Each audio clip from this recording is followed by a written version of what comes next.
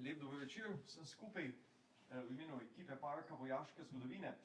Za naš zgodovikend v septembru smo slovesno odprli razstavo, ki je tukaj v sosednjem prostoru, in se takrat zavezali, da naredimo tudi en pogovorni večer posvečen tej dediščini Tomosa.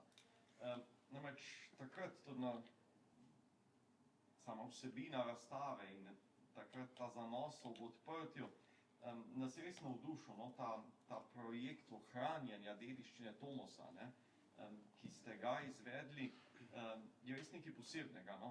Tako da se mi zdi, da je fajn, da ga mogoče tudi res predstavimo tudi širši javnosti. Tako da, hvala, da ste se odzvali našemu vabilu, Jan Cotič in Matej Muženič, arhivista iz Pokrajinskega arhiva Koper, soavtorja razstave, Matevž Šladnik iz Tehničnega muzeja in inženir Iztok Vidmar, torej nekdanji zaposlen v Tomosu in soavtor monografije o dediščini Tomosa. Tako, ne bom izgubljal besed, beseda je vaša in lep večer vsem skupaj.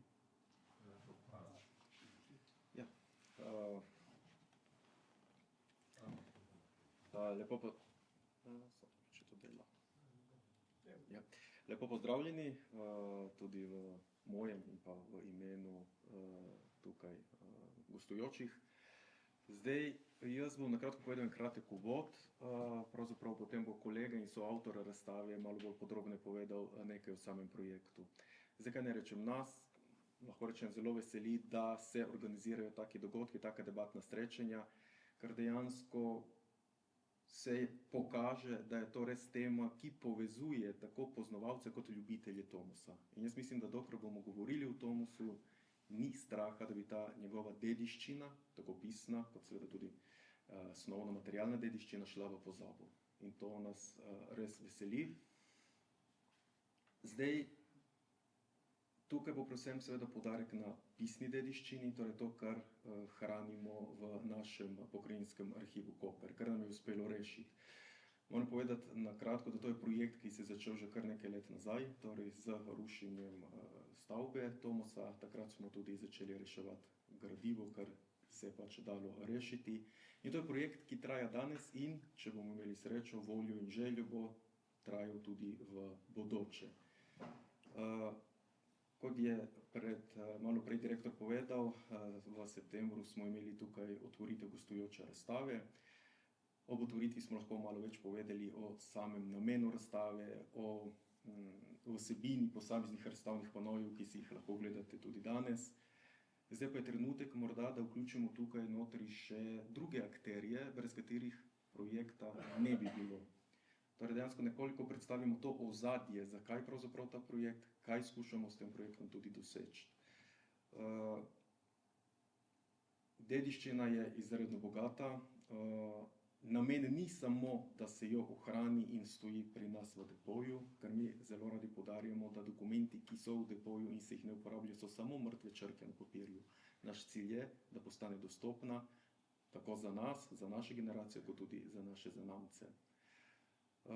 Seveda pa je potrebno to dediščino tudi primerno urediti, jo evidentirati, jo opremiti z vsemi potrebnimi podatki in lahko povem, da mi dva sama še zdaleč to ne bi mogla, ker pač naše znanje ni tako poglobljeno oziroma tako specifično in tukaj potem postanejo pomembni akterji, ki so nam pomagali skozi ves ta projekt. In ravno na tem tematskem srečanju bomo danes dejansko spoznali različne vidike, zakaj ohraniti to dediščino, kaj je pomembno pri tej dediščini, kako jo pravilno ohranjati in tudi promovirati.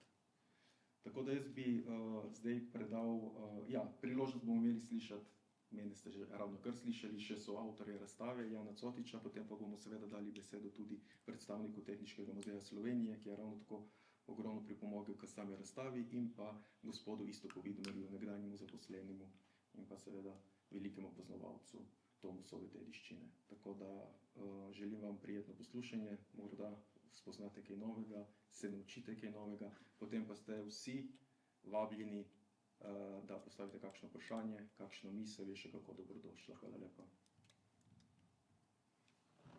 hvala in dobrodan še v mojem imenu.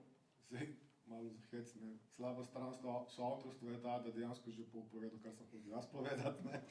Ampak glede na to, da je to, bom rekel, projekt, ki traja že 4 leta, ne, in je, če bi hoteli v celotno zgodbo do zdaj napisati in postaviti na panoje, bi iz 10 panojev nastalo 50. Ne.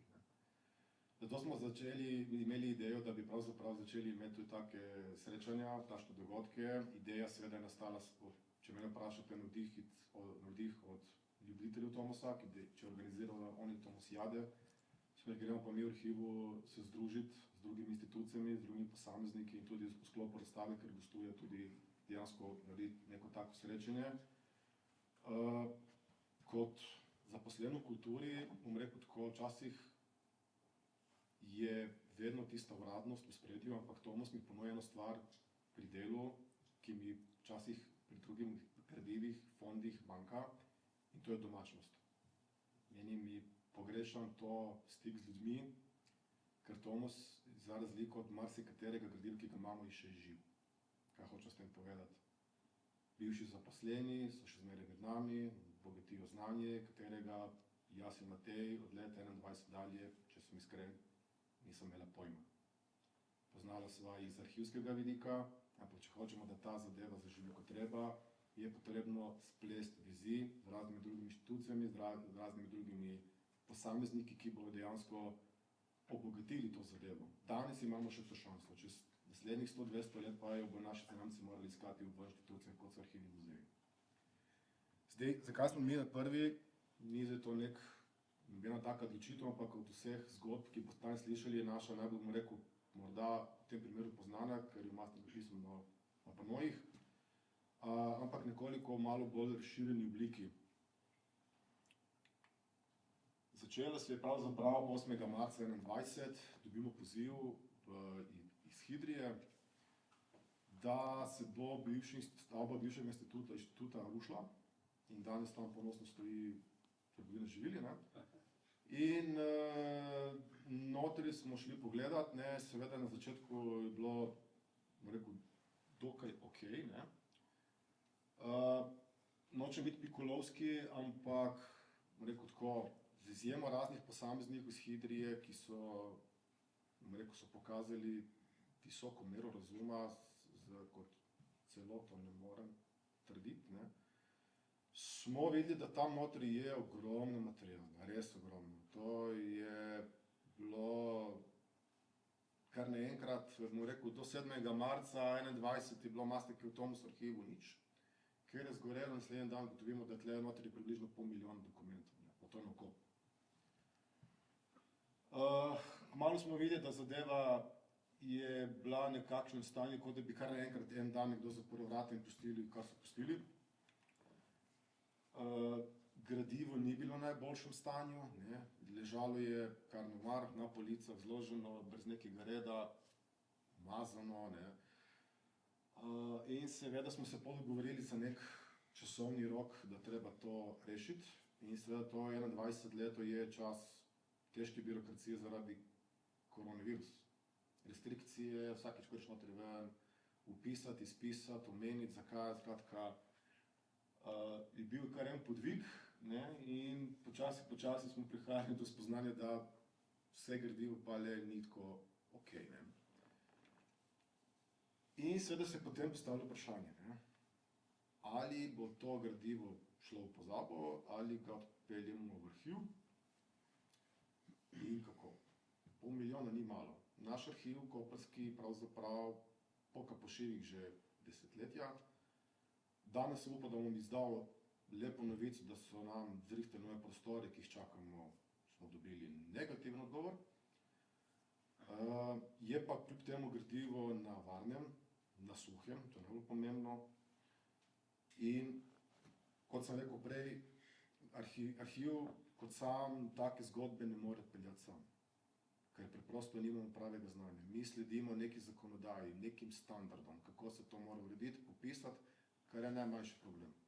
Ko govorimo o vsebini tehnične dokumentacije, torej pisni dediščini, ki so navedeni z določenimi številkami, 6-mestnimi številkami, črkami, izrazi, popravki, rabim nekoga, ki mi bo to znal meni po domače povedati, razumeti. In začela je potem ta zgodba. Ne. To je bil efekt, 2 tedna so nam dali rok, zakaj, kako, ne več, ne manj rešiti. Nažalost, to, kar je poškodovano, ne moramo restaurirati, tisto, kar je bilo popolnoma uničeno, izgubljeno. Na srečo moram tukaj se zahvaliti pomoči gospoda Iztoka Vidmarja in pa Edi Glaviča, ki so nam popisali mikrofilme. Je bilo treba nazaj? Je bilo, no, v glavnem, večinoma teh boksov, ki smo reševali, ki so bili po polnem razsulu, dejansko, ko smo odstranili še ta 2, to je več 10 kil težka zadeva, 40 kil, se takmi s prstem, se komplet sesul. To je komplet, popolnoma nepopravljivo, na srečo v teh mikrofilmih, ki so bili rešeni iz predalnika zraven, so točno ti dokumenti notri. Zdaj, če so vsi, ne vem, ampak večji del naj bi bil. Toliko da dobiti občutek.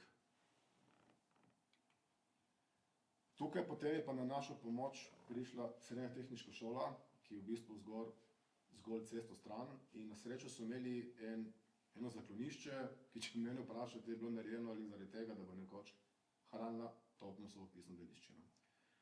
Notri je spravljenih vseh približno 70 boksov, teh tašnih, en na drugi, stojalih, kovinskih nosilcih, skratka, manevrski prostor je minimalen. Kot lahko vidite slike, slikano tudi diagonalno, zato ker preprosto nisem mogel se postaviti na neko pozicijo, da bi lahko dobil nek občutek, koliko to globoko. Prostor je velik približno kot ta dvorana, malo manjši, in notri so boksi nabiti eno drugega. Že so posamezniki nas spraševali, če bi lahko probali priskrbeti, mislim, da jih načrte, to je 40. Ne vemo točno, kje so, ki treba, to bi se vse premikati, ampak manevrski prostor je minimalen. Zaenkrat so na varnem, so na suhem. Čakamo pa res en prostor, ki bomo lahko dostopali do vsakega boksa posebej. Kot je že Matej rekel, ne, projekt je dolg. Ne. Tle je približno pol milijona dokumentacije, ne, in zdaj, ko človek reče, pa kaj vse, imate shranjeno, imate dostopno, vse se z enega mata, ki skenira in decid. Ne. Stvar zveni zelo preprosta, ampak žal ni to tako. Ne. Če hočemo stvar spraviti v nek pregleden, dokaj viden, jasen, uporaben, da se stvari hitro najdejo. Veste, najti iglo vseeno med 500 tisočimi dokumenti je podvig. In dejansko je treba najprej sistematično urediti strukturo fonda. V arhivu imamo fonde. Vsak ustvarjalec, ki nekaj dela, recimo Tomos je ustvarjalec, imamo njegovo gradivo, ki ima svojo številko. Mi imamo približno 1000 fondov. In treba nekako tako strukturirati, da se bo lahko iskalo, in to je kot da bi iskali od same korenine drevesa, torej Tomos Kopler, in potem greste noter, imate tehnično službo, imate računovodsko službo in odpirate razne podmape, ki vam odprle do tistega zaželenega cilja. Upam, da to je jasno dovolj. Če pa ne, me postavite, pa bom drugače povedal. Seveda, tak postopek ni tako enostaven. Dosti časa se že govori leta o digitalizaciji gradiva. Ne. Prej sem v štosu omenil vse enega mate, da skenira. Ja, skenirati je enostaven postopek, nekdo sedi za računalnikom in dobesedno skenira. Ne. Problem pa nastane, kako bomo mi to nekako dali nekomu v uporabo, kam shraniti, kam uporabiti. Govora je o milijonih, malo manj, no, ampak pol milijona dokumentih, ki jih je potrebno na nek način shraniti, ohraniti, spet moramo slediti nekim standardom, ki imajo svoje zahteve, torej ne skeniramo neke majhne sličice v parih kilobajtih, ampak slike, ki imajo po 70 do 150 megabajtov na eno. In tle se nabere problemov, kam boš to shranil, koliko diskov boš porabil, ali bo to na mreži, kako bo to dostopno, in seveda ta uporaba. Ne? In tukaj potem pride ta glavni element, ki se pogovarjamo, sodelovanje med institucijami. Mi imamo eno znanje, muzeji imajo drugo znanje, posamezniki, bivši zaposleni, ljubitelji imajo tretje znanje. Ko to damo v neko celoto, stvar nekako bistveno boljše zalofa.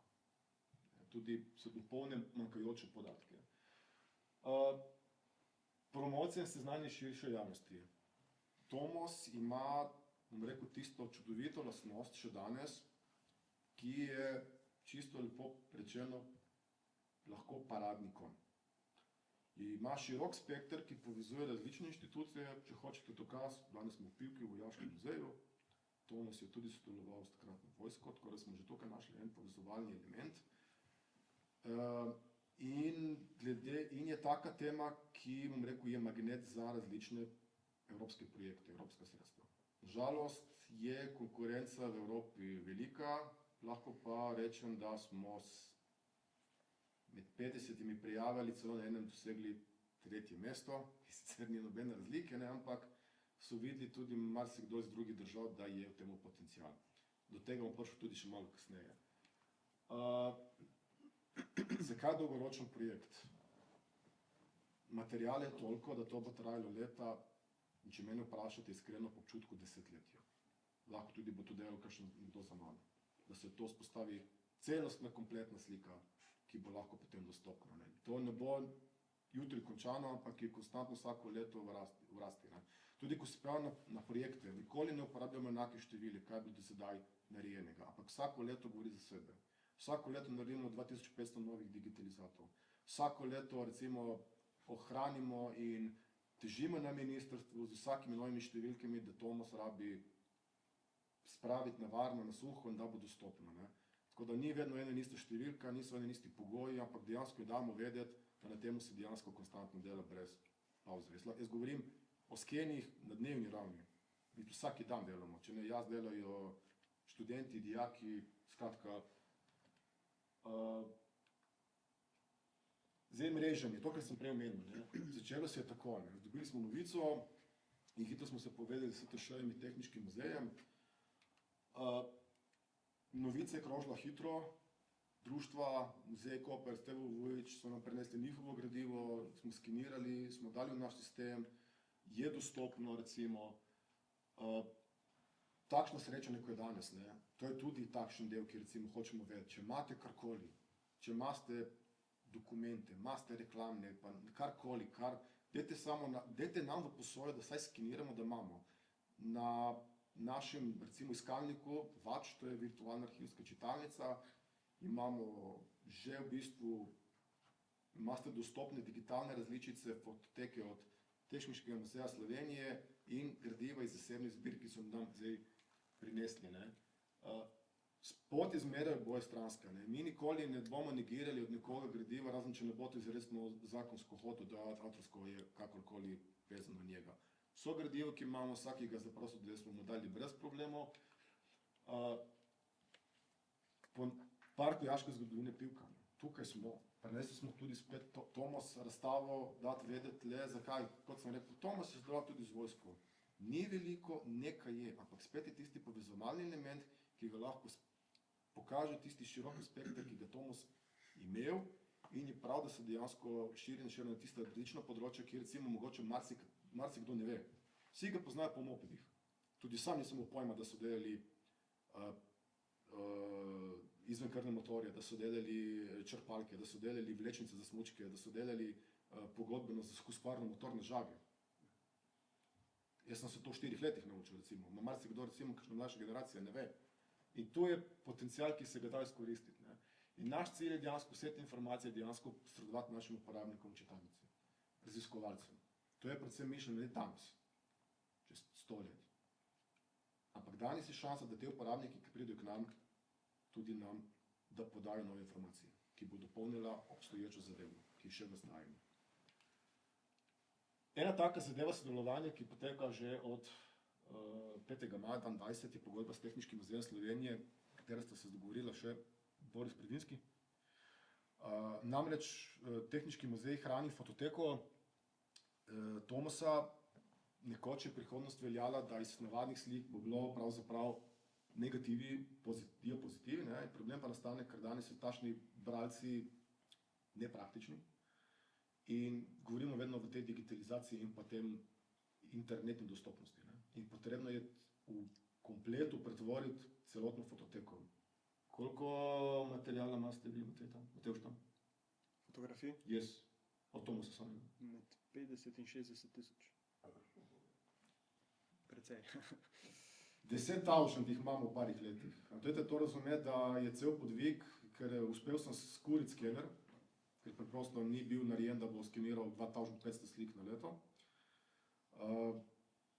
Problemi nastanejo, ker je tudi, ne vemo približno točno, kakšna je bila prava barva, ne, ali so dejansko tisti, ki jih skener v nekem standardu pripravi v redu, pride do recimo nekih zadev, ki sem jih delal, pa nisem vedel, da je to umazano, ne, in ti pušča modre črte, in kar nekaj sem gotovo, da je 70 skenerov bilo popolnoma neuporabnih in je bilo treba narediti na novo. Ampak stvar teče dalje, zato pravim, ne, zdaj jih imamo 10.000 lani, do 7 podkov, vsakič, ko imamo kakršenkoli projekt, ta številka raste in raste. Kje nastane tisti problem? Kje bo rekel, v 5 letih ste uspeli zgolj 10.000 slik skenirati. Problem nastane tukaj. Če hočemo, da stvar je najdena, bomo rekel, uporabna in recimo, če bi kdo je hotel uporabiti nek izdelek, bodi si članek, knjiga, razstava, mora tudi citirati, kje se nahaja. Ne? Nastane v problematiki metapodatkov. Metapodatek je pa tista zadeva, ki je ključna za tako imenovane informacijske sisteme, katere uporabljamo tako arhivi, seveda svojega, in muzeji svojega. Ne more biti enako, zato ker je narava dela, čeprav je sorodna, drugačna. Ne? Ni problem dati sliko na računalnik, problem je dati v informacijski sistem. In ta informacijski sistem, da bo bila najdena, mora biti ustrezno opisana. Torej, dam primer tipično plastičen. Naročite pivo in natakar te vpraša, kakšno boš. Pa pivo. Fajn mrzlo, ne? V redu, kakšno Laško, Union, Heineken, ni panike, ne? In tle začne potem metapodatki, ne? Na metapodatkih imate nalepko in gor piše hladna piva, ne, toliko procentov alkohola, tašna je cena, črtna koda, iz kje je, ne stoji voziti in nosečnicam ni ustrezno, ne. Enako velja za sken. Jaz naredim sken in te skeni imajo takšno velikost, treba navesti, takšnega formata bila skeniranega, tega datum bila skenirana, s takšnim strojem bila skenirana, kdo je skeniral in ključni problem nastane kje. Kaj je na sliki? Kdaj je bila slikana in kdo je avtor. Kako boste vi brez teh elementov to sliko našli na nekem iskalniku? Težko. Potem je nekako nastala ta ideja, da bi uporabili obstoječo zadevo, tako kot jo hrani tehniški muzej, številčno, z nekim številčnim zaporedjem tudi v elektronski obliki. Se to bomo še prišli do tega. Vse jasno do zdaj? Ja. Okay. To pa zgleda nekako tako, ne? To so take zadeve, kjer dejansko smo pustili obstoječo zadevo, če bi nekdo hotel vprašati prav po določenem naslovu, nas ali pa muzej, bi ga muzej uspel najti v škatli, ker je točno tako, kot je v škatlah, je točno tako na računalniku. Za olajšati iskanje, ne, smo pustili zaporedje, kot ga je imela fotografska služba Tomos, smo uspeli uploadati dejansko ogledno kopijo, kar vsakeč, ko boste gledali na temu, imate vse slike na voljo. Če boste želeli pridobiti recimo slike boljše kvalitete, brez tega watermark označbe, da ne bi prišel do recimo zlorabe ali kraje, napišite in dobiste slike v originalnem formatu, brez nobenih kompresij, ustrezno za kakršnokoli objavo. Bodi si arhiva in bodi si iz muzeja. Ne. Stvar zgleda nekako tako, kot sem rekel prej, ne, od osnovnega fonda korenine gremo naprej. Tle lahko vidite že lapsus.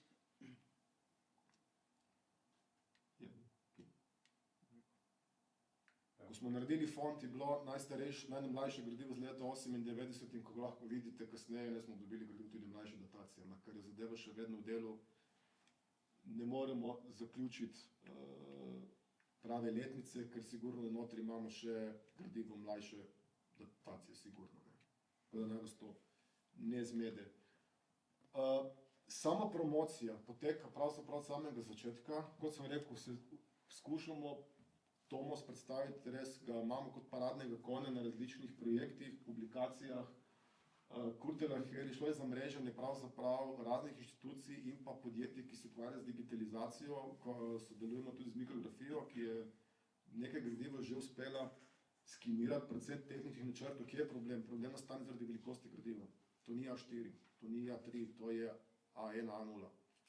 Skener mora biti res velik, ki ga žal nimamo na razpolago. Časopis jih redno objavljamo. Na obletnico recimo ustanovitve 70. let smo povedali tako, da smo rešili gradivo. Ekos je ta projekt, ker se je preko 50 prijavilo, mi smo dosegli 3. mesto, ki pa žal ni šel skozi, ampak so nam povedali, da takih projektov še bo in naj se spet z enakim programom prijavimo, mi se bomo, z novimi številkami, seveda. Recentno smo tudi dali ved, da je razstava v Pivki v muzeju, da je na ogled. Otroške publikacije, kot so Svetilnik, damo ved, kaj je Tomas bil, da je sodeloval z vojsko, recimo. In zdaj nastopi tisti del, ki mi je najbolj pomemben. To je naša zgodba. Mi te zgodbe ne moramo peljati brez vas. Če imate idejo, če imate karkoli, ki je pomagalo dopolniti to gradivo, kaj pod Istra so trg 1, nas dobite tam. Dajmo rešiti to dediščino skupaj. Hvala. Hvala, Jan, za tako izčrpen prikaz. Ja, res je, fajn je, da se dediščina ohrani, tudi zato, kar se je pokazalo iz prakse, kot mi arhivisti, nekdo, ki je zelo skrbno čuval neko gradivo in ga nikakor ni želel dati iz rok, je ta oseba preminula in ko je dobil to vnuk, sin to gradivo, praktično ni pomenilo nič in se je zgodilo, da je to gradivo končalo na podstrešju, ker so ga začele glodati miši, podgane in če ne bi mi intervenirali, bi verjetno šlo do končne pozabo. Zato je pač fajn. Kot je rekel Jan, se nikakor ne želimo vam na silo odvzeti to gradivo, ampak samo toliko, da naredimo kakšen digitalizat, da ga evidentiramo, da vemo, kaj še imamo. In to je to. To je bila naša zgodba. Samo še nekaj bi. Če to je edino en predlog in želje, ki imamo. Če imate karkoli, naj bo en dokument, naj bo en spis, prosimo samo, če date zraven, ali poznate koga, ki ima en osnovni popis, kaj je. Ker bo tako lajšalo ne nam, ampak vsemu, kar je, da lahko te informacije damo na informacijski sistem. Ker če nam preneste samo gradivo, to imam doma, bo mogel težiti drugim. Res je. Tako da zdaj bi predal besedo predstavniku Tehniškega muzeja Slovenije, ki je ravno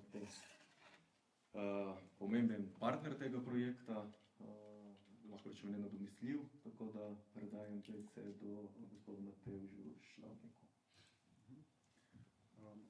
Hvala za besedo. Še enkrat tudi v imenu Tehniškega muzeja Slovenije zahvala najprej Parku vojaške zgodovine Pivka, Pokrajinskemu arhivu Koper, bivšim Tomosovcem ali pa Tomosovcem za sodelovanje v tem projektu.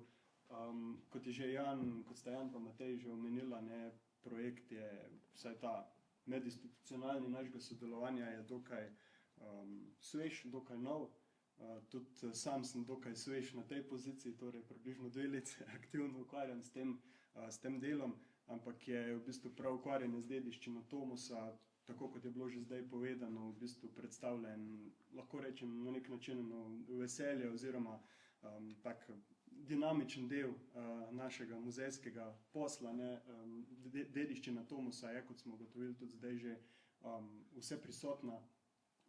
Tomos še vedno ima eno visoko vrednost v družbi, je izjemno popularen, ni vezan samo na starejše generacije, namreč ko vodimo skupine po Bistri, tudi šolarji, osnovna šola, radi povedo, da vozijo štirke, avtomatike in tako naprej in se že v bistvu na ta način tudi zelo hitro ustvarjena ena povezava, da lahko potem to zgodbo v primeru muzeja skozi predmete, torej skozi premično dediščino govorimo naprej.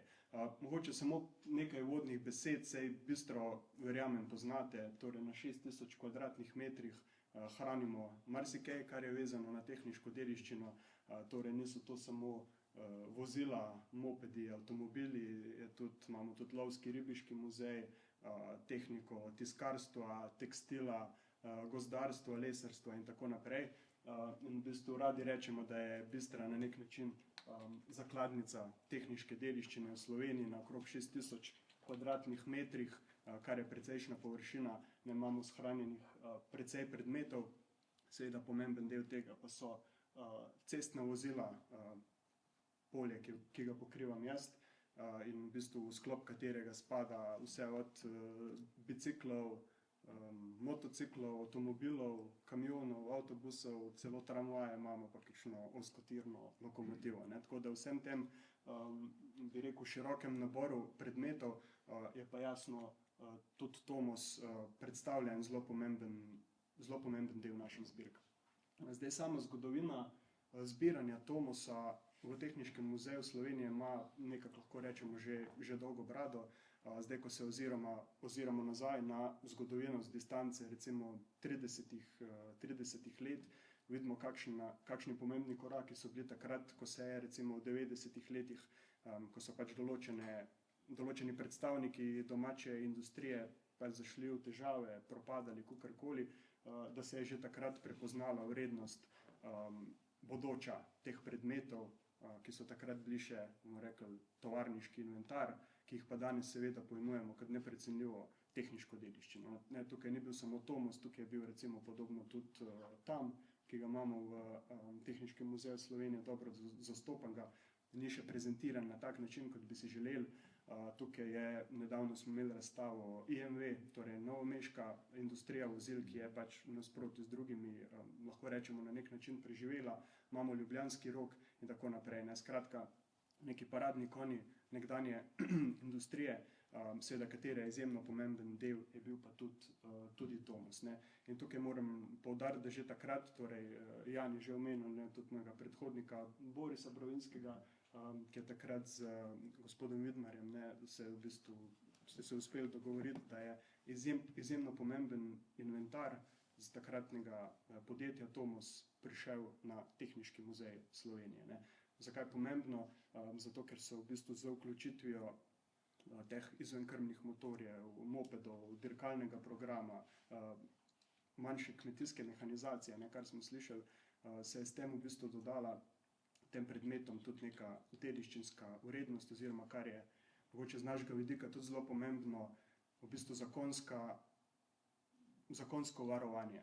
Torej, s tem, ko mi predmet sprejmemo v muzej, ko ga vpišemo v naše inventarne knjige, ko ga razglasimo za muzealijo, to je delo kustosa, zdaj mene konkretno, postane ta predmet premični spomenik nacionalnega pomena. Kar pomeni, da mu je tudi zakonodajo dodeljeno najvišje možno varstvo, lastnik seveda postane ne naš muzej, mi smo samo upravljalec, lastnik je Republika Slovenija, torej postane, ko rečemo, na nek način družbena lastnina, s katero moramo tudi zelo previdno, strokovno, pazljivo ravnati. Recimo, če navedem en primer, zadeve se ne da kar tako odpeljati v tujino, mora se vedeti, kje se nahaja, v kakšnih razmerah je hranjena in tako naprej. Skratka, to je tisti, lahko rečem, pomen javnih inštitucij, da se v bistvu en del teh predmetov, govorimo o industrijskih predmetih, ki so bili izdelani v 10-100 tisoč primerkih, ampak nek reprezentativni primer,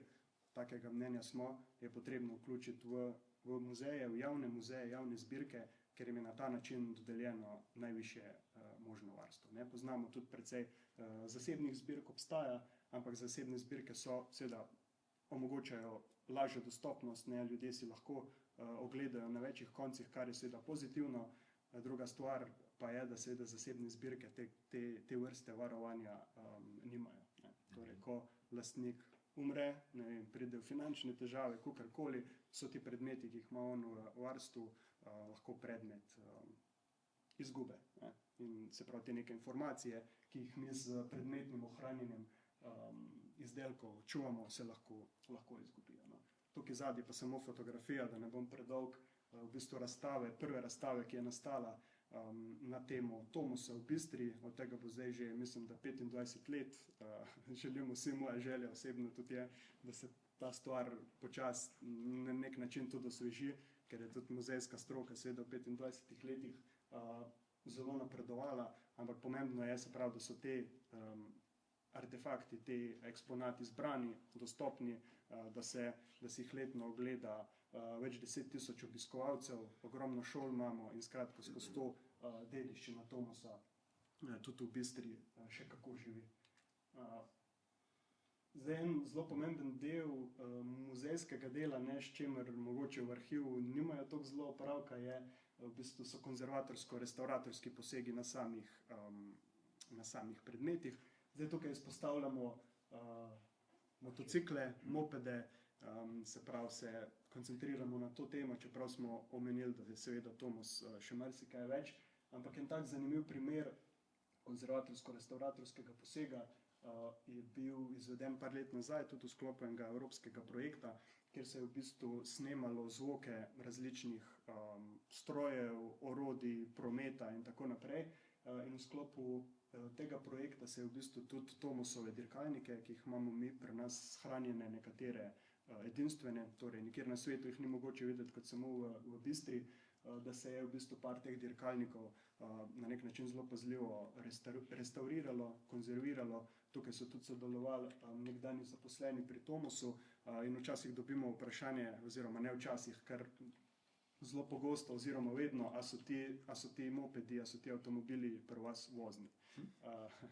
Mislim, so vozni, ne, ampak pri nas to ni to razlog za zbiranje, ne. Torej, ko pride neko vozilo v muzej, ga se seveda trudimo predvsem na ta način, da ga konzerviramo in da ga ohranjamo skozi to konzervirano stanje, ne. Pri nas se pač s temi motocikli ne vozimo občasno, ne, da gremo na izlet do obale ali pa na Vrhunko na Malce in tako naprej, ampak je v bistvu jih uporabljamo zato, da so nosilci nekih informacij, ne, kot je v arhivu nek dokument, nek načrt, nosilc informacij, tako je tudi trodimenzionalen predmet nosilc informacij, ne, in če ga obnavljamo, zamenjujemo dele, to pomeni, da čez 10-20 let ta originalen predmet, ki je imel neko informacijo, na ta način to informacijo tudi okrnemo. No, ampak teda v takih primerih se je recimo tudi ta legendarni dirkalnik Tomos D9 v svojem času rekel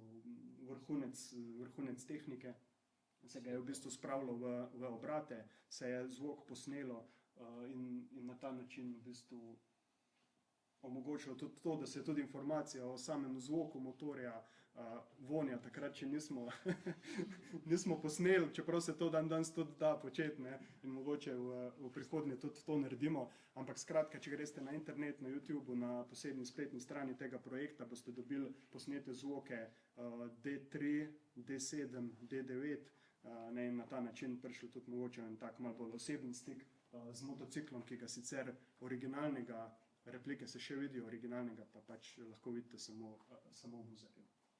In zato pri nas skrbi posebna konzervatorsko-restauratorska služba. Dobro, tukaj sem dal, da ne govorimo samo o mopedih, en nabor izvenkrmnih motorjev, ki so seveda zelo pomemben del Tomosove dediščine, Tomosove zapuščine. To sem dal kot primer digitizacije oziroma digitalizacije, ki jo tudi pri nas izvajamo. Kaj pri nas to pomeni, se pravi, če arhiv recimo skenira dokumente, fotografije, mi se trudimo pripravljati zaenkrat torej kakovostne fotografije predmeta, zato da imamo ohranjeno, da bodo lahko tudi prihodnje generacije vedele, v kakšnem stanju je bil posamezen eksponat leta 2000, 2020 in tako naprej, ne. Mogoče v prihodnje, to je tudi moja želja, stopimo tudi na polje 3D digitizacije, torej 3D posnetkov, ki nam seveda povejo mnogo več o samih predmetih. To pa mogoče še ena taka pomembna aktivnost, ki je seveda tudi v muzeju kot v javni inštituciji izvajamo, je izvajanje prirejanja občasnih dogodkov, gostovanj.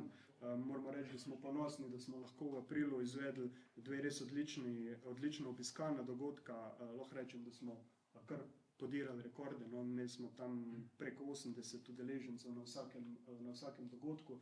Na prvem smo gostili gospoda Janka Štefeta, ki je z preomenjenimi dirkalniki v 60 letih osvajal naslove in je v bistvu z nami delil to neko svojo osebno zgodbo uporabe teh izvrstnih dirkalnih motociklov, in na drugemu gospoda Vidmarja in gospoda Glaviča, ki sta predstavljala še prej omenjeno monografijo, ki je pa v bistvu, lahko rečem, ne vem, če pretiravam, ampak neka Biblija, ne, za nas, da izčrpamo iz nje informacije. Tudi mi, mlajša generacija, ki pač jasno nismo to tega iz prve roke doživljali. Tako da to je tudi eno pomembno poslanstvo našega muzeja. Zdaj pa še čez za konec, da ne bom preveč dolgovezil. Se pravi, podobno kot arhiv, imamo tudi mi v muzeju neko svojo digitalno bazo. Včasih so to bile inventarne knjige, kjer se knjigo fizično odprlo, noter zapisalo neko informacijo. Danes je pa seveda to vse v digitalni sferi in podobno kot arhiv, seveda tudi mi, ko dobimo nek predmet, ga poskušamo čim bolj opisati. Torej, tudi tako kot arhivisti, tudi kustosi težimo vsem, ki nam poklonijo kakšen eksponat, da nam povedo čim več informacij o tem. Torej, vemo, tehnične podatke, to se da dobiti tudi iz neke dokumentacije, iz prospektov in tako naprej. Pomembne so tukaj tudi neke osebne zgodbe, čas nakupa, čas uporabe, kraj uporabe in tako naprej. Skratka, čim več informacij, ki jih lahko dobimo, zapišemo v to našo digitalno bazo in s tem se zagotovi tudi to, da potem, ko se nekaj išče, se preko spletnega iskalnika dosti enostavno stvari tudi najdejo in se pravi, ko dobim jaz klic, rabim informacijo o tem modelu, enostavno vpišem podatke v našo bazo, baza mi prikaže vse, kar imamo, vse informacije in na ta način tudi lažje jaz kot kustos, pa mi kot celotni muzej zagotavljamo to javno službo, se pravi tudi informiranja pri, ne vem, raziskovalcih, ljudeh, ki se pač zanimajo za te stvari. Tako in nekak dolgoročni cilj, kot se že Jan in Matej prej omenila, je torej tudi, da se v bistvu te skenirane fotografije, ta ogromen fond, ki smo ga omenjali, nekje med 50 in 60 tisoč fotografijami, na nek način tudi pri nas zabeleži. Torej, tukaj imamo pač vzpostavljeno sodelovanje s Pokrajinskim arhivom Koper, tako da bo v bistvu vsaj v našem primeru za interno uporabo, ne Pokrajinski arhiv, pa v bistvu tudi za javno brskanje, da bodo ti podatki shranjeni. In kar nam še omogoča tale naša baza Kronos je, recimo, da bomo, če vidimo na fotografiji enega kolibrija, da bomo lahko fotografijo povezali tudi na predmet, ki ga imamo v zbirki, in torej, ko bom jaz ali pa kdo drug kliknil na predmet, se mi bo zrisala vse pisna dokumentacija, vse fotografije povezane s tem. Tako da to je en tak zelo pomemben del, ki ga mi opravljamo, ki mogoče ni viden javnosti, ampak je pa zelo pomemben za to, da se neke informacije o tej tehniški dediščini, ki jo hranimo, ohranja tudi za prihodnje rodove. Mogoče samo s čim se ukvarjamo ali pa kako skrbimo tudi zdaj še za tehniško dediščino Tomosa, torej dopolnjujemo zbirke z eksponati. Jaz moram reči, da sem vesel, da na podlagi prejšnjega srečanja v Kopru, ko sem tudi jaz na podoben način kot ste Jan pozval ljudi za donacijo, da sem bil danes v Dekanih, ker nam je gospod Toškan, nekdanji direktor Tomos Nizozemska, ponudil Tomos kolibri A5, torej ta je tista prenovljen kolibri iz 80-ih let, konca 80-ih, ki ga v zbirki še nimamo, in na ta način torej tudi s takimi akcijami dopolnjujemo. In tudi jaz pozivam, če imate kakšnega ATX, recimo. To je svetno. To je zelo direktno rečeno, ampak tudi pri nas bomo zelo veseli teh eksponatov, ker nekje do sredine 80-ih let recimo so Tomosovi eksponati pri nas dobro pokriti, kar je pa nastajalo po tem datumu, pa tudi mi še počas zbiramo. Tako da te zbirke še daleč od tega, da bi bila popolna. Beležimo podatke o digitizatih, to smo povedali, populariziramo z dogodki. Lahko že zdaj napovem, da bo razstava naslednje leto gostovala tudi pri nas v Bistri, torej bomo tudi našemu občinstvu ponudili možnost, da se seznani s tem pomembnim delom, ki ga je arhiv opravil. in pa prenova razstave. Jaz upam, da se bo tudi v kratkem odvila, oziroma to je nekako naš načrt, da bi v prihodnje, kot sem že omenil, tudi zbirko Tomosa na nek način vsebinsko osvežili, dopolnili z novimi eksponati, z nekimi sodobnejšimi muzejskimi pristopi. Danes nas je v bistvu obiskala ministrica za kulturo, podpisali smo prvo pogodbo za renovacijo, ne sicer tega prometnega dela, ampak kakor smo v pogovorih ugotovili, se nekako strinjamo, da so vlaganja tudi v ta del potrebna in jaz upam, da v prihodnjih letih seveda pride na vrste tudi Tomos. Tako da, toliko z moje strani. Hvala. Tam tepim. Ja, okay. Matevž, hvala za izčrpne podatke. Zdaj, preden pridete vi na vrsto z vašimi vprašanji, z vašimi mislimi, bom predal besedo besedo gospodu Iztoku Vidmarju, moram reči za nas ključni informator pri samem projektu, ki je zelo nesebično delil vso znanje, ki ga ima, in lahko vam zagotovim, da ima neprecenljivo znanje, tako da bo užitek ga poslušati.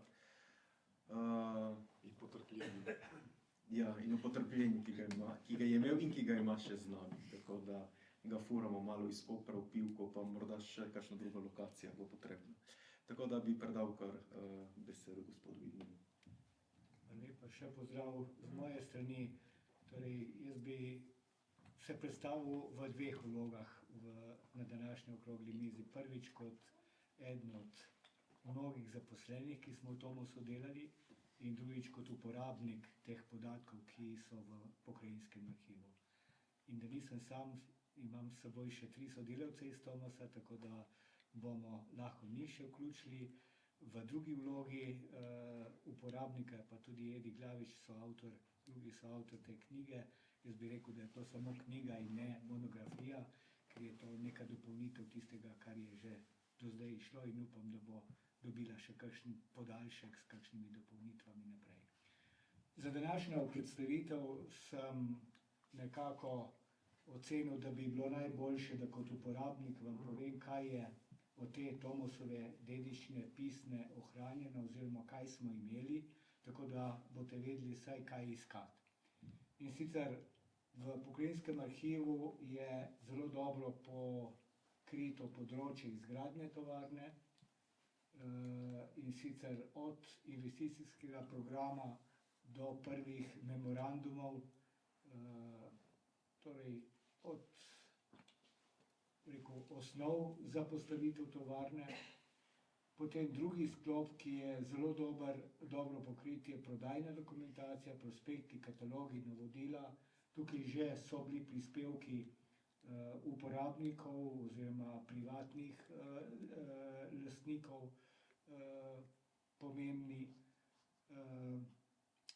Imeli smo homologacijsko dokumentacijo, za katero, to je tista dokumentacija, ki jo podjetje, proizvajalec vozil predloži, da dobi možnost sploh prodaje. Ta dokumentacija po moji oceni bi morala biti hranjena, še tudi kje drugje, videli je nismo. Potem so razni dokumenti družbeno-političnega življenja, družbenega standarda in tako naprej, ampak to ne vemo, če je ohranjeno. Ohranjen je tovarniški časopis, in sicer od prve številke leta 61 do zadnje številke 98, dobi se pa v osrednji knjižnici v Kopru. Poslovna dokumentacija je imela določene okoliščine oziroma vsa pisna dokumentacija. In sicer, da se je ta dokumentacija v Tomosu zelo pedantno vodila.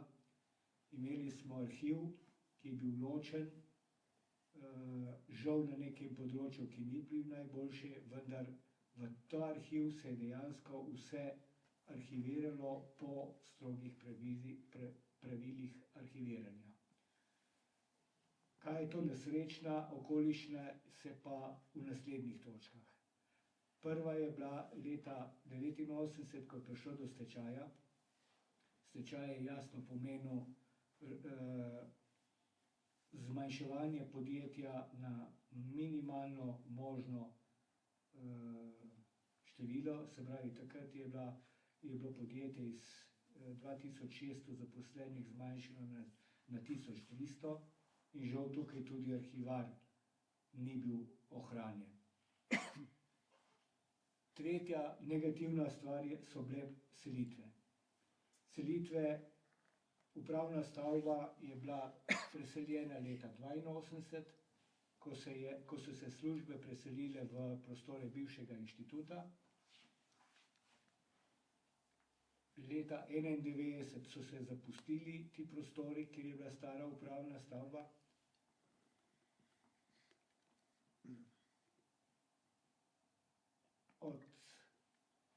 Najhujši del je bil izgubljen te tehnične dokumentacije, meni nepoznano leto, po letu 2000 sigurno, kdaj pa točno se to selilo, ne vem. Ampak tehnična dokumentacija, govorimo o tehničnih risbah, je bila do leta 1996 strogo vodena v posebnem oddelku, kjer ni imel vsak dostopa do njega, kjer risbe nisi mogel kar tako dobiti ven. Govorimo o tehnični dokumentaciji, ki je bila vezana na proizvodnjo, redno proizvodnjo. Medtem ko je bila razvojna dokumentacija, tisto, kar se je delalo v inštitutu naprej, hranjena v vsaki pisarni inštituta posebej in tako podobno tudi dokumentacija tekmovalnih strojev. Običajno so to dokumentacijo vodili potem zaposleni in ta dokumentacija je bila tako ostala v mali, kot ste jo videli na tisti sliki. Ampak najhujši dogodek je bil prav gotovo požar tovarne leta 2002, ker v tem požaru dela tovarne je pogorel tudi takrat voden arhiv.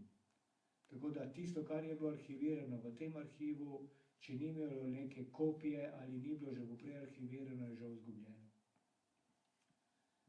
In zadnja točka, kar tudi negativno vpliva na ohranjanje dokumentov, so lastninjenja. Veste, vsak lastnik ima svoj pogled, svoje prioritete in tukaj je Tomos jih kar nekaj doživel. Najprej je bil lastnik od leta 1989 banka Koper, jasno, kakšnih posebnih interesov vsake ohranjeno ni bilo, in kasneje Istrabenz, pa STR in na koncu Hidrija. Nekaj dokumentov je še v prostorih tovarne Hidrija, upam, da bo ta dokumentacija, predvidevam, da je to homologacijska dokumentacija, pa tudi še kaj poslovne, tudi prišla enkrat v arhiv. Glede na to, da sem bil pretežno zaposlen v Tomosu v tehničnih službah, mi je ta tehnična dokumentacija še posebej ljuba. Torej, na prvi sliki vidite, kako se je ustvarjala, na drugi sliki tukaj desno, kako se je hranila, in na tretji, kako se je to kopiralo in razmnoževalo. Razmnoževalo se je kontrolirano, žigi, ali je to samo za informacijo, ali je za proizvodnjo, ali gre za spremembe. To je bil cel sistem vzdrževan od zadaj. Torej, pri tehnični dokumentaciji to, kar je v zelenem, je ohranjeno. Tako da vidimo, da so ohranjene dokumentacije vezane na standardne dele, tudi kako se je to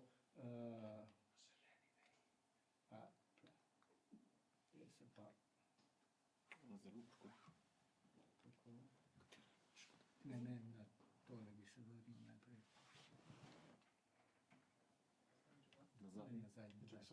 Nazaj, tukaj je. Tako. Tako. Kaj med to dokumentacijo je, in tukaj sem zapisal za potrebe arhiva in tudi drugih uporabnikov, kako se je šifriralo. Tako da, če boste kdajkoli kaj iskali, je pomembna tista 6-mestna šifra.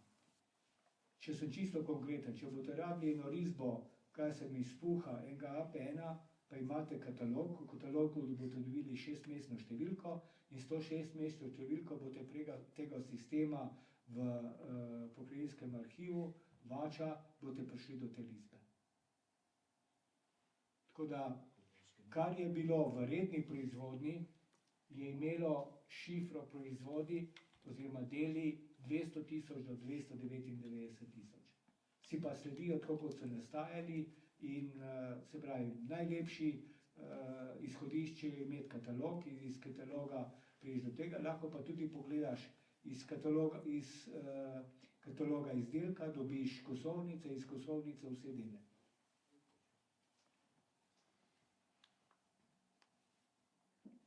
Potem ohranjena je tehnološka dokumentacija. Tehnološka dokumentacija pomeni vsi listi za materijale, za opisi materijalov, za postopki za izdelavo, za kontrolo, s časi za izdelavo. To je vse ohranjeno, žal je tega veliko in tukaj bo treba veliko časa, da bo to dosegljivo. Ohranjeni so načrti za vse vpenjalne naprave, vse pripomočki, celo stroje, mislim, da smo približno 10% strojev v Tomosu sami konstruirali in tudi naredili in tudi to je ohranjeno.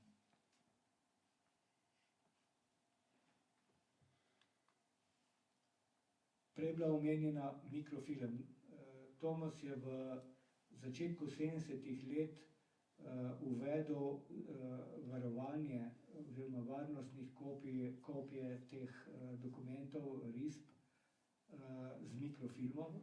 To je izgledalo tako, da je bila taka računalniška kartica, vi verjetno mlajši se ne spomnite, je bila taka kartica z luknjicami, kjer je se v prvi vrstici pisalo naziv, kaj je, in z luknjicami se je to pisalo. No, naše Tomosove so imeli na sredini še eno luknjico, na kateri je bil posnetek tega konkretnega dela.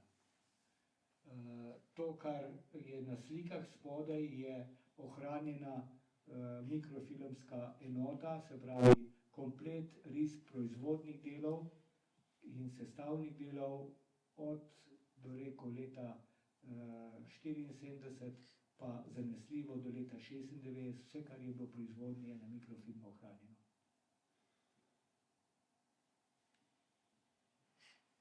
Kasneje, po letu 96, je večina konstrukcijske dokumentacije, proizvodne dokumentacije šla na računalnike. Tomosu smo imeli najprej sistem Computer Vision, kasneje CATIA in to je zdaj v elektronski obliki in to zadevo je treba še malo preveriti, kako bo to dosegljivo.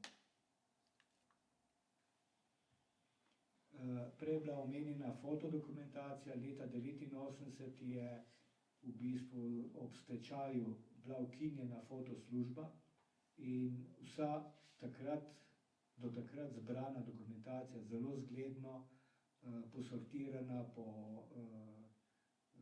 škatlah in z kontrolnimi slikami, je bila ohranjena in prenešena v tehnični muzej.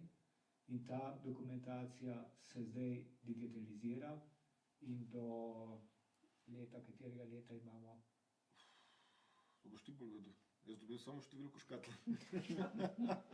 Kakor bo Jan hitro. Torej, nekje do 65. leta zanesljivo je to digitalizirano. Se pravi, od nastanka Tomosa, od prvih slik, ki so jih posneli, ko je tovarna bila v izgradnji. Fotoslužba je bila nekoliko kasneje formirana, ampak so zelo stari fotografije še Puhovih modelov, pa do konca, do leta 1989 praktično je vse to ohranjeno, do leta približno 65 je pa že digitalizirano.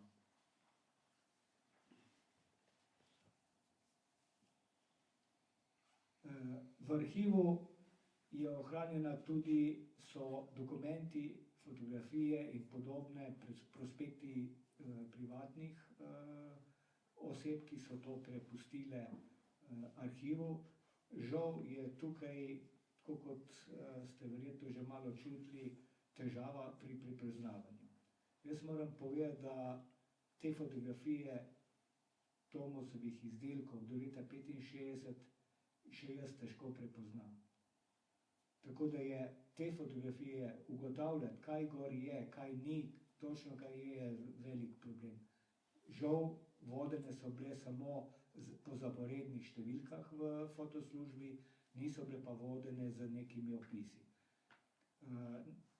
Ponekod je kaj zapisano gor zraven, to se ob digitalizaciji prepiše, ampak če bi danes rekli, dej poišči mi sliko iz razstave oziroma iz parade v Ljubljani, ki je bila leta 62 ali 61, z prisotnostjo Tomosa ali pa tudi Tomosovih uporabnikov, je bil težko najti. Potem vsa oziroma filmska produkcija, ki je bila v Tomosu še v stari tehniki, mislim, da so bili 24 mm filmi, je bila predana v kinoteko in je tam na razpolago.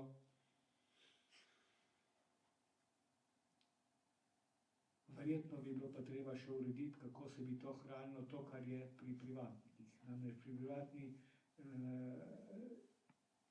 imajo še razne posnetke in gradivo, ki je bilo na VHS-u ali kaj podobnega. Nekaj smo uspeli zbrati, presneti, ampak urediti bomo morali lokacijo hranjenja.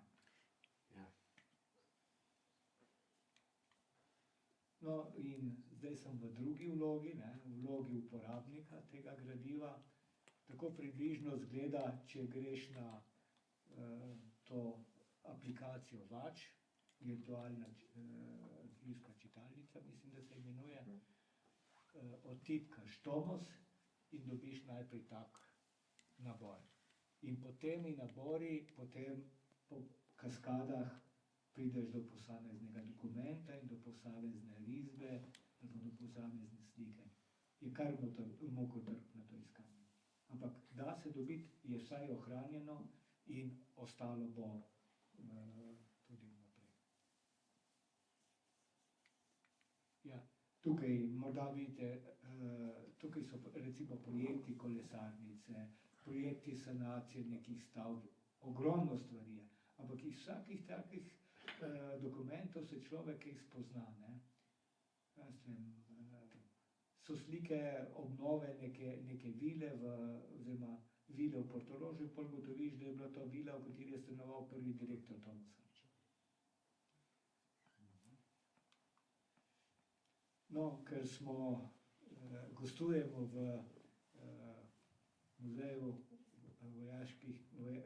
parku vojaške zgodovine, sem si dovolil še zbrati nekaj misli oziroma informacij vezano Tomos in vojska. Jaz moram uvodoma povedati, da tukaj nismo bili ravno veliki igralci in sicer iz dveh razlogov. En razlog, glavni razlog je, da je bila meja preblizu in tukaj kot dobavitelji oziroma kot proizvajalci za vojsko smo bili nezanimivi ali pa zdaj moramo reči celo neprimerni. Ampak kljub vsemu se je tukaj nekaj dogajalo. Tisti prototip mopeda, ki je tam v sosednjem prostoru, je žal samo prototip. Jaz sem spraševal kolege starejše, imamo celo enega sodelavca iz razvoja, ki ima danes 96 let, pa ni mogel potrditi, da je tisti prototip dejansko bil narejen za vojsko oziroma da bi se vojska takrat zanimala. V tistem času je Tomos dobavljal take mopede zdravstvenim službam, obstojijo slike iz te parade, ki si jo prej omenjal, ko je ena skupina bolničark na takem motorju, to ja, za vojsko ne morem potrditi. Pri dvokolesih za vojsko je bil delan en prototip 350 kubičnega motorja, to je bilo tam leta 75 do 78. Žal, kaj več kot to, da je nekdo iz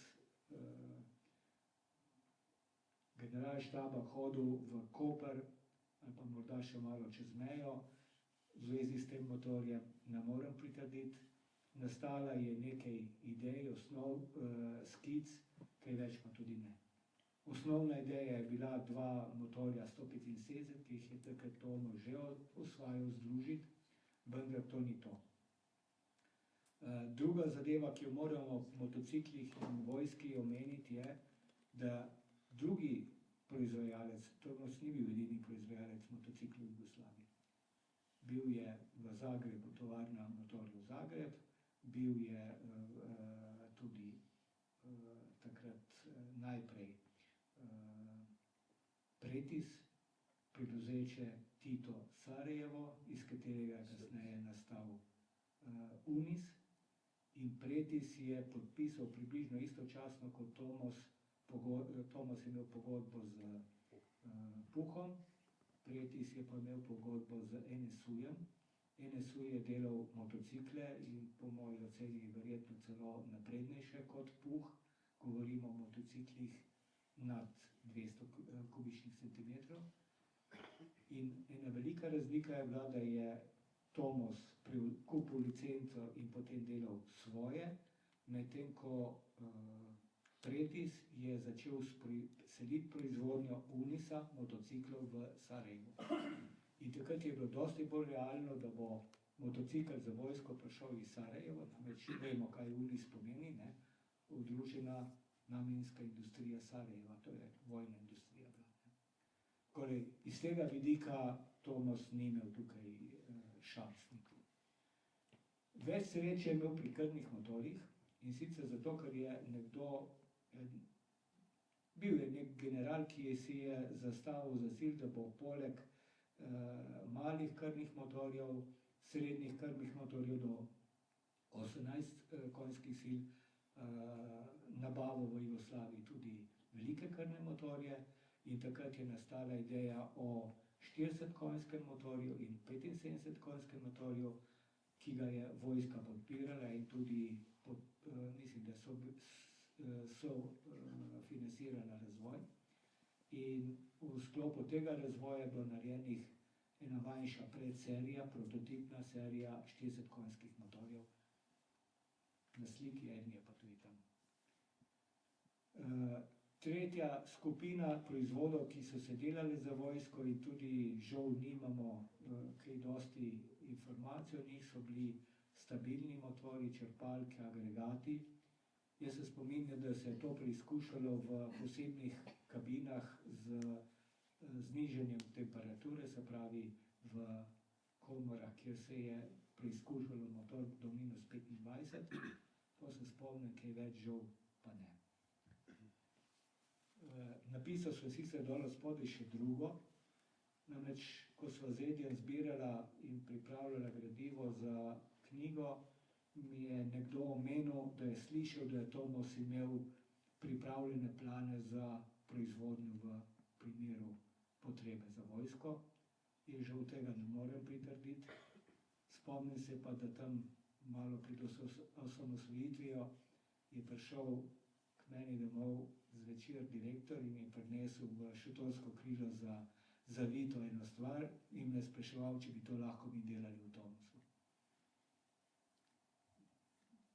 Žal tega nismo mogli delati, ker gre za čisto drugačno vrsto proizvodnje, šlo je za puškomitraljez. Smo pa v tistem času v Tomosu delali za Gorenje, oziroma termično obdelavo in površinsko obdelavo za cevi. Nebrez. Toliko o Tomosu in vojski. No, več sreče in uspehov smo imeli v policiji. Takoj na začetku, tista prva slika, ki kaže, ne vem, če se kdo spomni, leteča milica se je imenovala. Leteči, ja. No, opremljeni so bili z Tomosovimi oziroma Puhovimi 250 kubičnimi motorji. Jaz moram tukaj reči, da ni bilo to samo šavciger industrija, ampak da se je za te motocikle tudi določene dele delalo. Zato imajo na ohišjih tudi napisano ne samo Puh, ampak Puh Tomos. To so ti prvi. Dlje časa smo delali mopede, to so bili serijske mopedi prirejeni za policijo, torej ojačane vilice, amortizer, nekateri so imeli posebno barvo, nekateri tudi ne.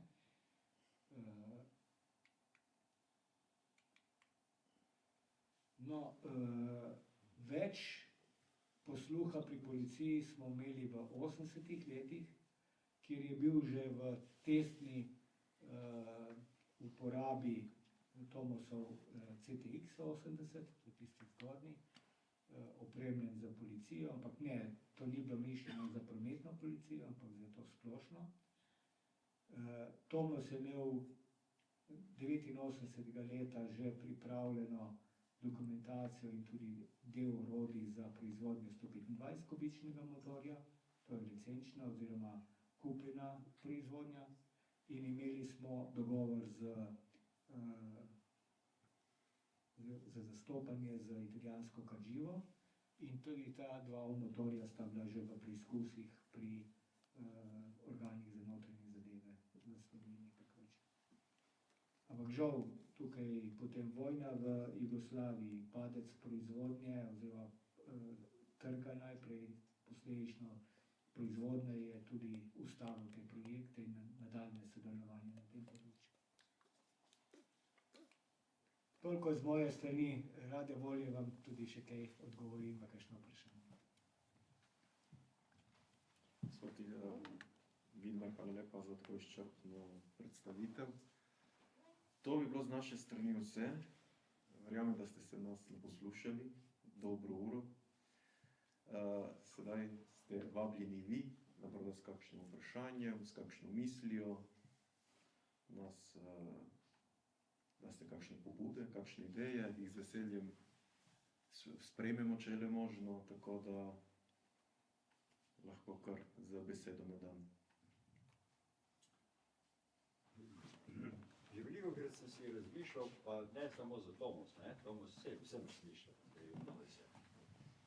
Ampak nasploh za vso to tehnično dediščino, koliko je bilo znanja, tukaj je predvsem zaradi znanja, ker Tomos narediti treba toliko znanja. Toliko znanja je bilo v vseh teh tovarnah, ne samo za promet, ne, tudi za kaj drugega. Če pogledamo Iskro, tam Maribor, ne vem, da ne naštevo karkoli, tukaj je bilo ogromno nekega znanja. Zanima me, ali se je kdo kdaj spomnil, da bi to na nek način se arhiviralo, se vedno da je, ker skaja v tranzitu eni reviji, kaj je bilo v Jugoslaviji v avtomobilski industriji. Malo kdo ve, da je prvi avto v Jugoslaviji bil narejen leta 1933 in mu je bilo ime Triglav. Recimo. No in potem je tako dalje, se to nadaljuje, s vsemi avtobusi, s vsemi kamioni, ne vem, mislim čem. Skratka, veliko se vprašam z ničem tako rekoč. Zato ima se vsaj nekaj bilo, ki je bil odpuha vzeto, malo bilo. Po nekaterih drugih krajih, v avtobusah so bili pa ne vem še kaj. Tako rekoč z ničem mislim, in finančno, in materijala ni bilo, in znanja.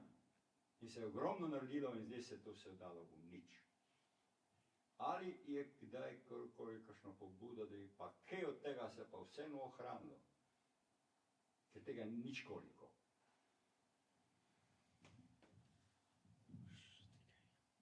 Če pomislimo, koliko je od Iskre, recimo, se na mopedi toliko in toliko stvari, recimo, ne, pa ne, ne našteval kjerkoli.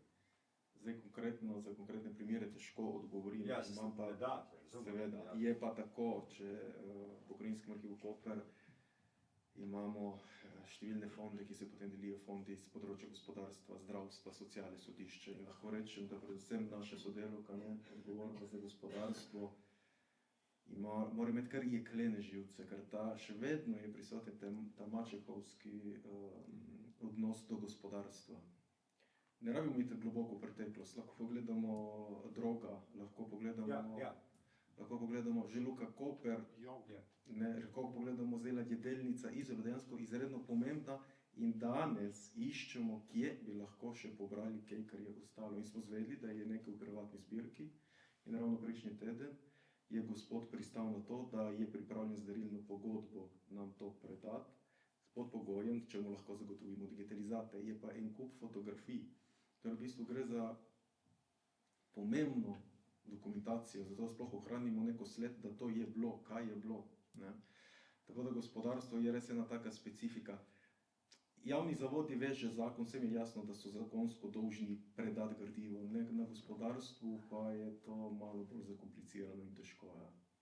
Je pa velika škoda, da se marsikaj izgubilo, sploh potem, ko govorimo o tranziciji, pri spremembi lastništva. Imamo pomembna podjetja, ki je prišel italijanski kupec in vso dokumentacijo odpeljal v Italijo. Vprašanje, če bomo kdaj sploh to dokumentacijo dobili nazaj. Ali pa se uničili. Ali pa se uničilo, tako. Da, vsedno uničili. Tudi za drugo, ne samo za motorozit, tudi za druge. Jaz bi morda zopet z uporabniškega dela vam povedal. Ne? Mi 89, ko smo videli, da ne moremo preživeti z vsem tem, kar smo imeli, ne, smo šli načrtno v neke dezinvesticije. In torej, gledajte, Tomos je imel preko 200 tisoč kvadratnih metrov zemljišča. Tega že za vzdrževati je veliko. In takrat moram reči, da se najdu posluh, da je del tega zemljišča bil prodan Ministrstvu za šolstvo in danes tam stoji srednja tehnična šola. Ampak to je bil svetel primer. Drugi del, recimo inštitut, smo poskušali združiti te laboratorije, ki niso bili samo za Tomos dobri, ker smo imeli tudi storitve, ki smo jih delali za druge, tudi za druge proizvajalce motociklov. Smo želeli osamosvojiti oziroma odvojiti iz Tomosa in ga dati v nek tehnološki park. Žal, ko smo se pogovarjali z potencialnimi partnerji, ni bilo nobenega zanimanja. In dejansko firma je lahko toliko laboratorijev vzdrževala za lastne dele, nekaj smo teh kapacitet prodali, ampak vsak lastnik, ko je prišel nov, je rekel, kaj mi to treba. In se je to zaprlo. Mene, bi rekel, še najbolj boli to, da tam ni vsaj nekega šolskega dela ostalo od tega, razen srednje tehnične šole. Veste, v Kopru imamo univerzo, univerze na tem področju ni, pa smo jim ponujali, poskušali prepričati, danes je na tistem mestu inštituta Eurospin. Glejte, to mene boli, da se to znanje ni prelilo vsaj na neke univerzitetne, znanstvene inštitucije in da bi se to držalo naprej. Glejte, mi smo imeli laboratorij za izpušne pline, ne? Delali smo homologacije in delali smo storitve, recimo za Piaggio, za Derbi smo delali te stvari, bi lahko jih delali tudi naprej. Žal je tudi ta družba, bom rekel, znanstveno-raziskovalna, izobraževalna, zašla preveč, po moji oceni, v humanistični del. V naravoslovnem delu meni je zelo žal, dajte pogledati malo, kakšne diplomske naloge, oziroma doktorske naloge se danes delijo, kakšne univerze odpiramo. Žal, tukaj bo gospodarstvo ostalo brez podpore. In to je narobe. Veste, ko se je Tomos postavil, jaz sem te stvari malo skozi te dokumente poskušal ugotoviti. Ja, bila je licenca od Puha. Ampak istočasno, ko se je podpisala licenčna pogodba leta 1954, imamo 55. leta že 6 ali 7 inženirjev, ki so zaposlenih v Tomosu, ki so bili poslani v Graz in so to dokumentacijo prevzemali in načrtovali proizvodnjo v Tomosu, ki je bila drugačna od Puhove. In leta 60 je Tomos imel sestavljene modele, sicer po Puhove konstrukcije, ampak narejene po postopkih, ki so bili narejeni z lastnim znanjem, z lastnimi stroji in nastavljeni zametki za razvoj lastnih proizvodov. Iz teh delov, ki smo jih dobili iz Puha, je nastal krmni motor. Krmni motor je popolnoma Tomosova konstrukcija.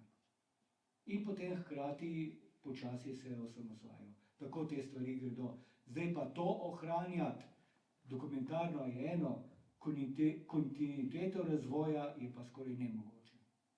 Jaz ne vem, kaj delajo v Zrečah. V Zrečah so bili odkovki za cel Renault, ne vem, če se še delajo, ne, najboljši, tako rekoč, na svetu, prvi hladno brizgani Zornik, mislim, prejšnji Zor in tako naprej. In tukaj je ogromno znanja. Jaz se bom dovolil še eno opasko, ne. če gledate te dokumente o izgradnji Tomosa, je od zadaj videti neka vizija. Jasna vizija, pa dajmo reči, pa tudi če so bili partijski kadri, ampak imeli so vizijo postaviti nekaj in so to tudi izpeljali. Mi danes samo govorimo.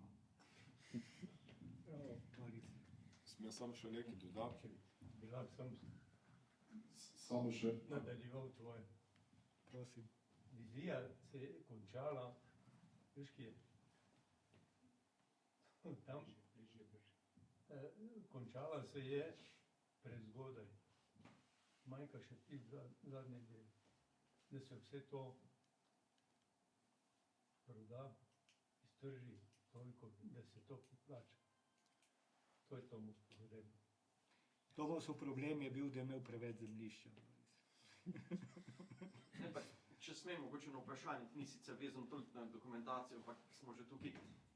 Kaj je bilo glavni vzrok tega stečaja Tomosa 89. leta? Ne? Imamo občutek, da so sicer še mulc, no, ampak ti proizvodi so se takrat dobro prodajali. Ne?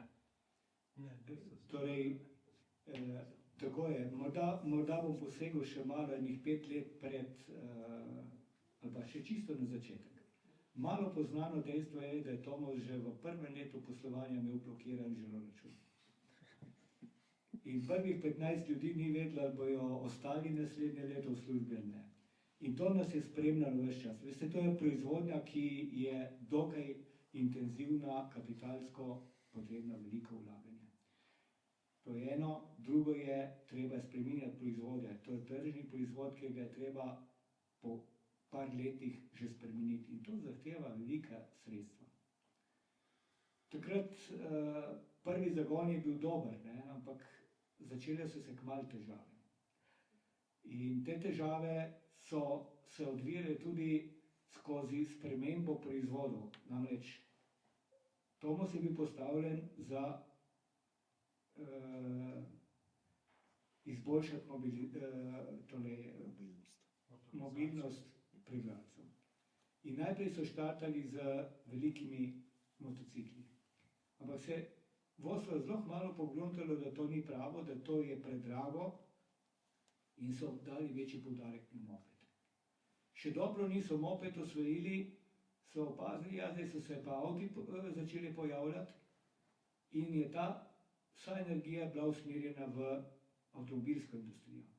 Tomos je podpisal, mislim, da leta 61 pogodbo z Citroenom in prvi avtomobili serijsko proizvedeni so bili proizvedeni v Tomosu.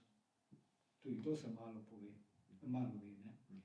Po drugi strani, ko se je proizvodnja avtomobilov širila, ne, tukaj je veliko delov potem za protivrednost kupljenih delov se delalo za Francijo, drobiš kapacitete tovarne. Do leta 1972, ko je prišlo do odločitve, Tomos je bil soustanovitelj Cimosa, deležnik, mislim, da 30% ali celo več. In je bil dolžan vse, kar je Cimos investiral, investirati zraven. Tako da je leta 1978 bil Tomos pred tem, da ga zaprejo. Edino, kar ga je reševalo, je to, da je takrat izvažal in je imel proizvode, ki so se prodajali. In potem so se začele sanacije na sanacijo. Moram reči, da svetla točka je bila v letu 1985, ko je bil podpisan samoupravni sporazum o izgradnji motorne industrije, kjer so v bistvu vsi prodajalci in dobavitelji stopili s Tomosom skupaj, so prispevali v modernizacijo Tomosa in v nove produkte. In ta zadeva je bila tam v letu 1988 že kar živa. Tomos se je takrat dokaj dobro popravil, delal je nove proizvode, produktivnost se je zelo povečala, ampak kljub vsemu smo spoznali, da nas je preveč. In v bistvu je bil leta 1989 kontroliran stečaj. To ni bil stečaj, tako kot jih danes poznamo. To se je vnaprej vedlo, koliko ljudi bo ostalo, bili so svetovalci, 2 svetovalne firme sta bile, ki so izpisali, kaj bomo delali, s koliko ljudmi lahko to delamo. In ta zadeva bi celo ratala, če ne bi bilo leta 1991 prišlo do razpada Jugoslavije in do vojne. Ker takrat je v bistvu Tomos ostal samo na izvoznem delu. Se pravi, približno polovico proizvodnje je padlo. Tako, na kratko upam, da sem razložil. Ampak za naprej tudi, veste, ta industrija zahteva velike vložke. In to stalno. V modernizacijo, v nove proizvode.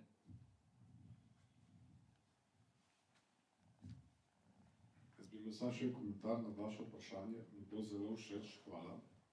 Zdaj vam dam en čisto naš vidik, kako to izgleda Tomos, kako bi ohranili to znanje. Ne? Tomos je izjema, s katero se ukvarjam. Ne govorim časovno. Moj sektor predvideva bolj gradivo iz 15. stoletja naprej. Tam se moram opirati na pisno dediščino. To, kar imam, to vem.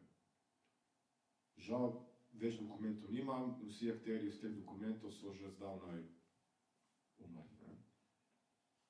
Tomos je druga plat. Zakaj imamo razstavo, zakaj selimo razstavo? Če jaz se razstavo spravim v depo, mi ne pomagam več nič. Zakaj imamo srečanje? Vi zaradi tega. Ker dejansko Tomosov fond še vedno raste, ni zaključen, ni objavljen, to je to, še vedno raste, šele razpršenje po različnih lokacijah, različnih fragmentiranje posod, v privatnih zbirkah, skoraj je bil izgubljen, pozabljen, tam uničen, zdaj se rešuje, ne. Bivši zaposleni, ki ste tam delali, ste še živi. Ogromno informacij smo dobili dejansko preko ust do ust, niti ne toliko po knjig. Še v knjigah so neke informacije, pa v pisnih izdelkih, ki so napake. Ne? To je stvar, ki jo rešujemo danes. Ker čez 200 let bojo mogli naši zanamci delati to, kar delam jaz gradivom, ki je nastalo leta 1500. To hoče povedati. Tomos je samo en primer. Takih primerov pa še dosti. Zdaj je čas za to. Ni zaradi tega, da se izkoristi maksimalno, da se čim bolj dopolni. Več informacij, ko bomo imeli, več materijalov, ko bomo bolj dopolnjen za naše zanamce. Bi imel pa samo eno repliko, če lahko. Za bivše zaposlene v Tomosu je žal ta dolgoročnost problematična, veste.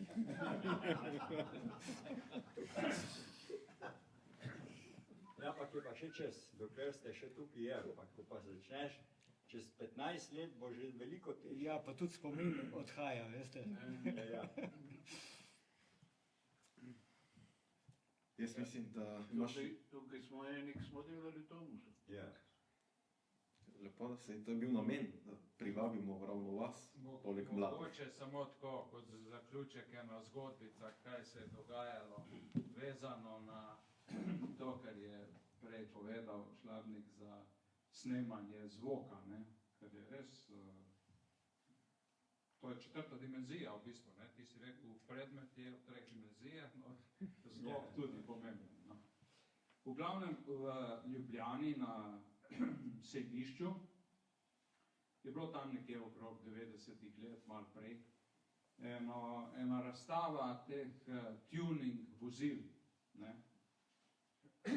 No in smo se tudi za starodobnimi vozili nekako priključili zraven, bolj testno kot drugače, ne? Ker smo vedeli, da ne spadamo ravno k tisti druščini, ampak zanimivo so imeli preizkus, katero motorno kolo bo bilo najbolj glasno.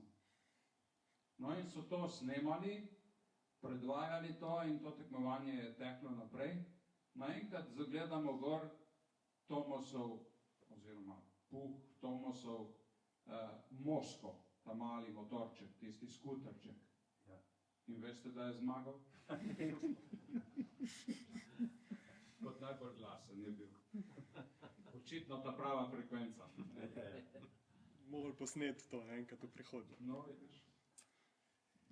Dobro, zdaj, če ni več dodatnih vprašanj, misli, idej, mislim, da lahko tukaj tudi zaključimo z naše strani, morda še zadnjo besedo direktorju. Ja, hvala lepa.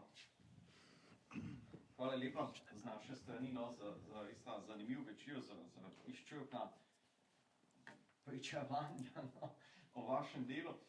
Zdaj veste, kad smo bili malo pred dilemo, čakaj, razstava v Tomosu, v Vojaškem muzeju, kako, zakaj, se je par kosov, ampak v osnovi pri teh vprašanjih reševanja dediščine smo si pa popolnoma pred istimi izzivi, pred istimi problemi in ta večer ravno to dokazuje.